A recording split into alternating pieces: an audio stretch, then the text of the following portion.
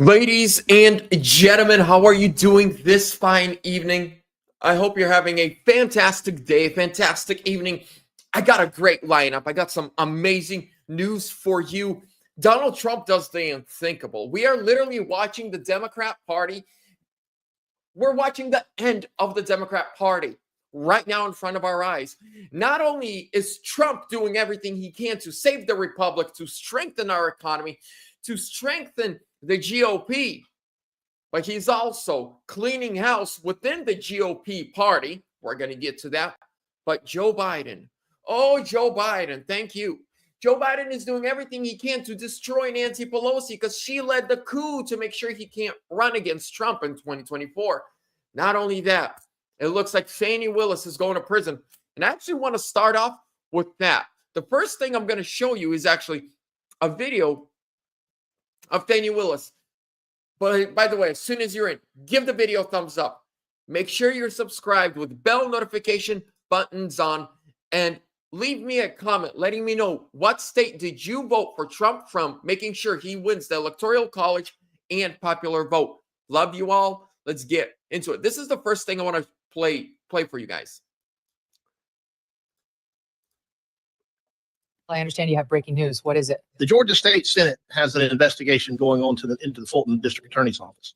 There's a committee that's looking into this. Today, they've issued a subpoena.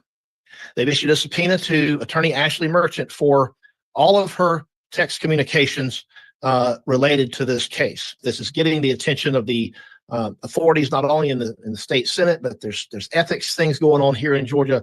Fani Willis has a lot that she's going to have to be on defense for the foreseeable future. But suffice it to say, the Senate is now seeking all of these text communications to see if they can figure out what's going on. There's lots going on for her. And like we have said, I don't know if it was yesterday or last week, the truth will come out one way or another. And here it comes. Did you hear that, ladies and gentlemen? There is a full-blown investigation into Fani Willis. There's ethics complaints, the way she spent money, her banging Nathan Wade, her prosecutor, and she communicated with the Biden DOJ and the Biden White House to go after Trump, and that is illegal. That is federal prison time. We're going to continue. And this, trust me, this live is one of the best lives I've ever done. There's so much amazing news that has happened, and I want to present it all to you in one video.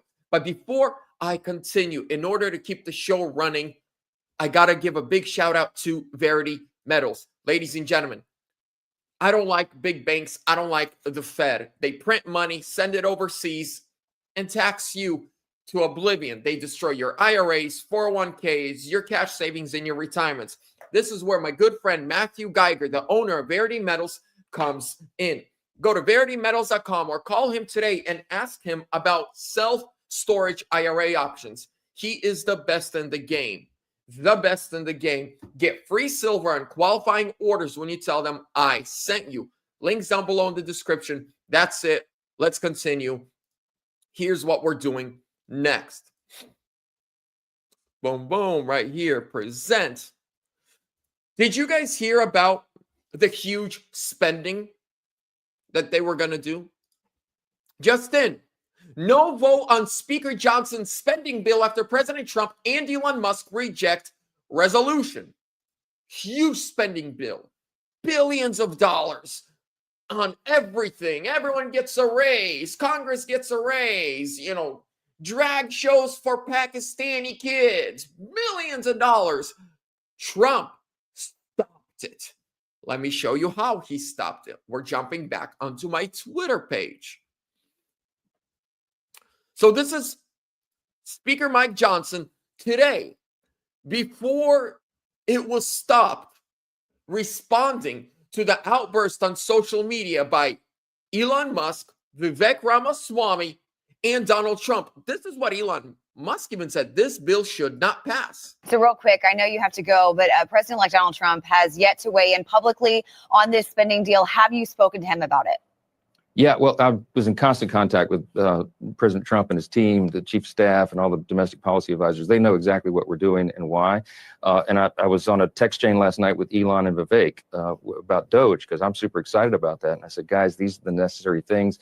They don't like spending either. They said, we know this is not you personally, Mr. Speaker, and we got to get through this. So look, everybody understands the necessity. It is not palatable. This is the sausage making part of legislation that nobody likes, but we're governing. And we'll pick it up in January and start a brand new day for America. All right. Nope, that's not how it works, sir, because this spending bill was going to go out for an entire year. Now, here I want to play you guys a video. Now, before I continue, I don't like Mike Johnson. I think come January 3rd, the Republican leadership needs to elect a different speaker. Who? I don't know, but Mike Johnson has broken pretty much every promise he made to the American people.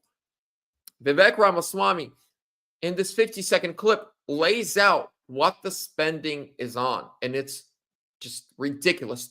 1,500 pages of spending.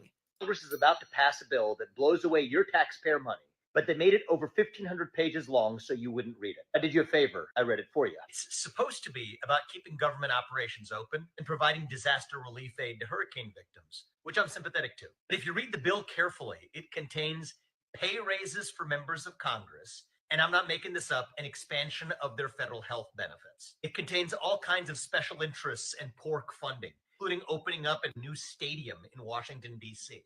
We right now have a huge deficit and tens of trillions of dollars in debt. Let's get a new stadium for Washington, D.C. Renews the Global Engagement Center, which is a key node of the censorship industrial complex. There's millions of dollars in there to fund. And the worst censorship industrial complex, node of the censorship Here, industrial this one. complex. I'm sorry, where did it go? So into the Global Engagement Center. Global Engagement Center watches the internet. They're anti-free speech. They're anti-conservative speech. They're anti-Christian speech. They're anti-pro-Trump speech. Mike Johnson was going to let it slide. Engagement Center, which is a key node of the censorship industrial complex. And the worst part is they didn't want you to know about any of it. And that's why they made this a last-minute jam job. The reason I'm co-heading Doge is I think we need outsiders to bring actual accountability to Washington, D.C. So feel free to call your congressman. That's right. That's right. But it doesn't stop. Right. Our government spends money. They were going to give themselves a 60% pay raise. While the average American is barely paying bills, but groceries are so expensive. Gas is out of control. Utilities, everything is so expensive. 60% pay raise for Congress. Congress right now has the lowest approval rating in over 100 years. But yet they think they deserve a pay raise. Let's move on to a couple other things I want to show you guys. Remember how I opened the video with saying Democrats are a full-blown civil war. They're done. I want you to look at this. Biden doesn't care as much about being president. He cares more about getting revenge against the coup leaders. Joe just threw a hand grenade at Nancy Pelosi while she's stuck in a hospital bed in Germany. I don't know how you look your constituents in the eye and know because the job they gave you an inside track to make more money. I think we should be changing the law that we have to, but we abide by at the federal level. That nobody in the Congress should be able to make money in the stock market while they're in the Congress. Biden didn't want to ban Congress from insider trading during his entire 50-year career in D.C. But a month before he leaves, he gives Nancy a little gift. This isn't about stopping corruption. It's about getting retribution. We asked the White House if the president has called Nancy to check in on her after she broke her hip in Belgium. We haven't heard back. So what's crazy is I'm going to play this other one lit here in a second. What's crazy is Joe Biden hates Nancy Pelosi with a passion. Nancy Pelosi led the coup to make Joe Biden drop out after the debate that he had with Donald Trump. And Nancy Pelosi, as you all know, 3 days ago, fell and broke her hip. She's in Germany getting surgery right now. She is the wealthiest and most successful stock trader ever.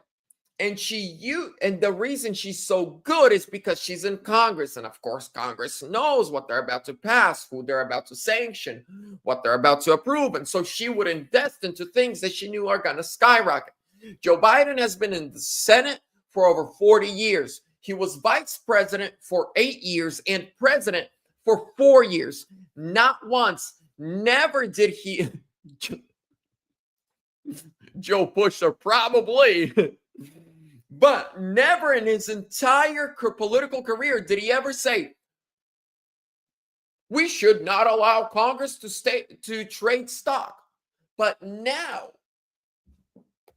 32 days before Trump is inaugurated, he's saying, look, it needs to be illegal. What he's doing is he's giving Nancy Pelosi that right hook with the left jab, maybe an uppercut. He's humiliating her. He's embarrassing her. We all know who he's talking about. But I'm here for the show. When I'm telling you, ladies and gentlemen, the Democrat Party is falling apart, and we are watching it right before our eyes. It's happening. But not only is the Democrat Party falling apart, so is the Republican Party. And there are actually, what we're going to see, and I truly believe this, within the next couple of years, few years, maybe a decade, we're going to see Democrats and Republicans that are like the Democrats that don't recognize their party anymore, and the Republicans that are tired of the weak, spineless Republicans come together and form a new America First party. John Fetterman, let's move on to this and then we'll wrap it up. He's got more backbone. Democrat Senator John Fetterman has more backbone than most Republican senators. Check this out. Senator Fetterman just saw RFK arriving and popped out of his office to shake his hand. Fetterman has been actually meeting with Trump's nominees, asking them questions. He's the only Democrat. There are actually a few Republicans that don't want to vote for Kennedy and confirm him. Fetterman said he is. He said he's probably going to vote to confirm Kennedy. Watch this. It's a great video.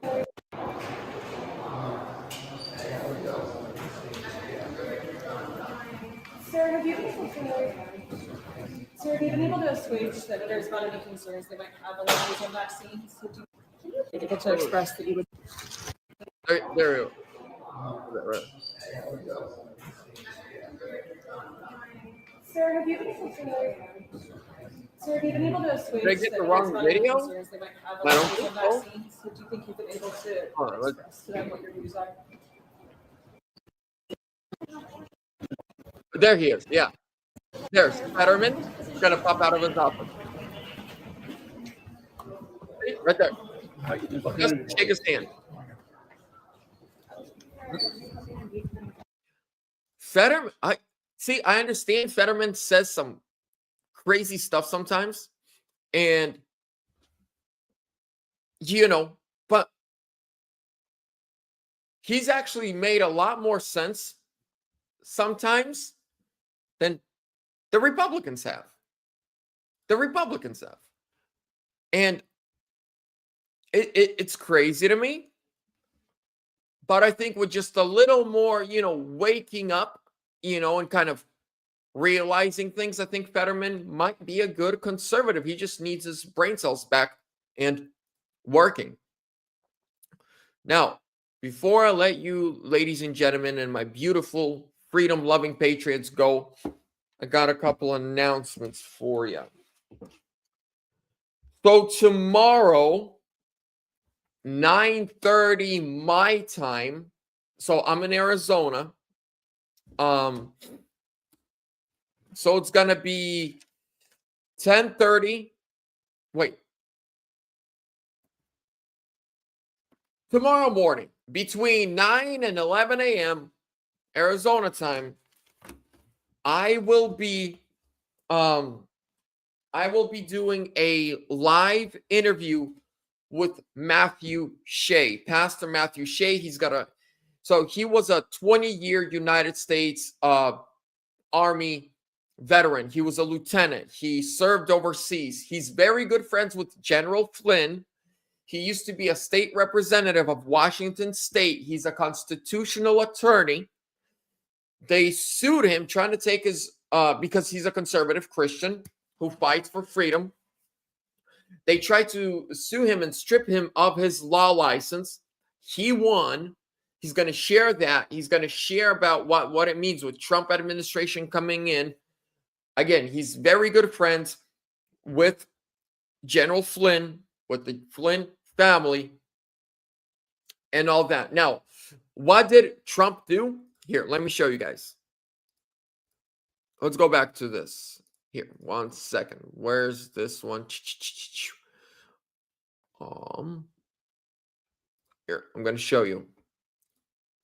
Trump stopped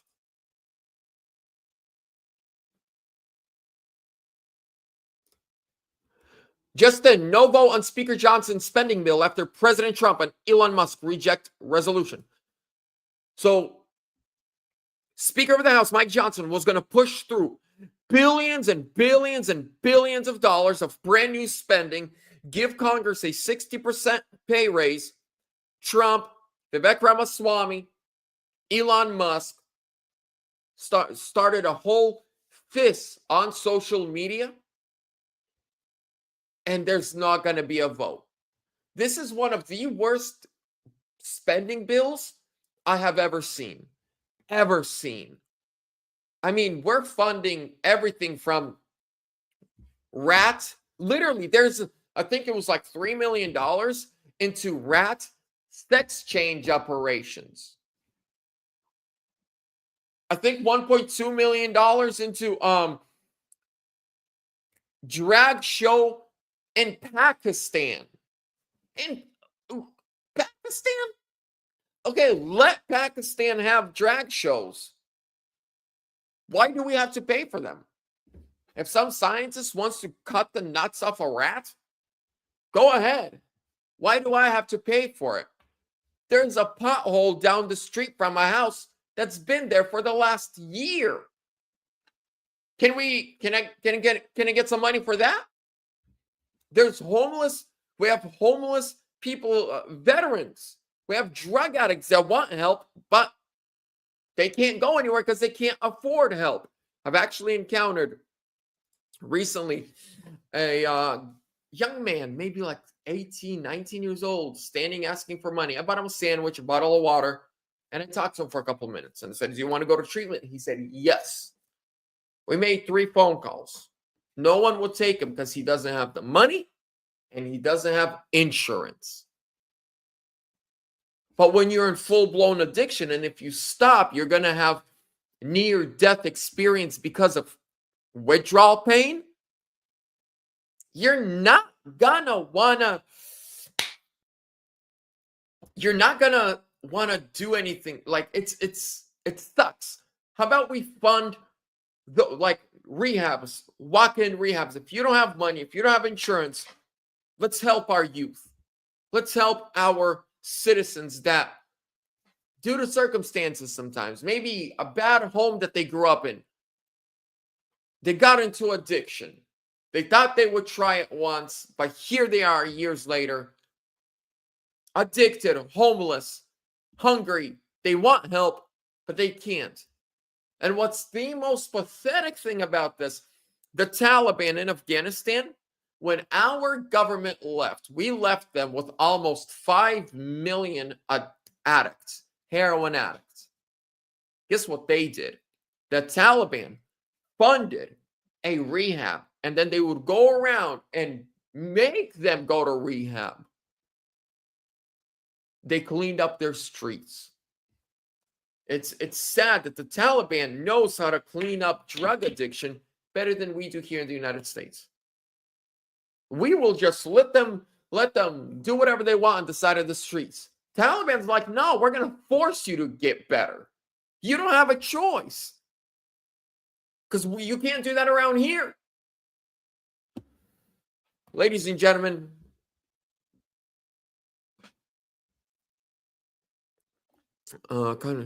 yes, there are churches, Pentecostal, charismatic. It doesn't, I grew up Baptist, but I actually got saved at a Pentecostal church.